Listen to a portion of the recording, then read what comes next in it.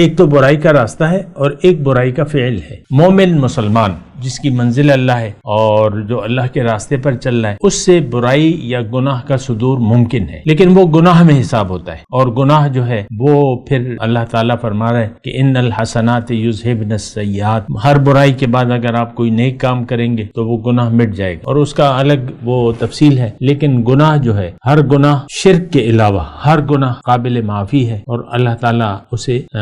بخش سکتا ہے، یعنی اس کی گنجائش ہے، وہ ڈیپینڈ کرتا ہے کہ کیا ہے، کیا نیت ہے، کیا ارادہ ہے۔ لیکن ایک برائی کا راستہ ہے، سامعین کرام تھوڑا سا اس پہ غور کریں۔ برائی کا راستہ کیا ہے؟ برا راستہ ایک سیدھا راستہ ہے اور ٹیڑھا راستہ ہے، یعنی انسان اگر اللہ کو منزل بنا لے تو ظاہر ہے کہ پھر یہ سیدھے راستے پر چلے گا، کیونکہ ان ربی علی صراط مستقیم، اللہ جو ہے وہ سیدھے راستے پر ہے۔ اگر کوئی سیدھے راستے سے بھٹک گیا فقد ضل سواء السبیل، یعنی اگر کسی نے اللہ کی بجائے غیر کو منزل بنا لیا اور اللہ کی بجائے غیر کی اطاعت عبادت شروع کر دی، جیسے کہ ہم کر رہے ہیں سامعین کرام، ہم تو یعنی مجھے کہنے دیں کیونکہ میں کوئی پردہ نہیں رکھنا چاہتا، ہم لوگ بھٹک گئے سیدھے راستے سے، اب غلط راستے پر ہیں، باطل مقصود ہے ہمارا، اللہ منزل نہیں ہے، باطل مقصود ہے، اب ہمارا ہر عمل جو ہے وہ برائی ہے سامعین کرام۔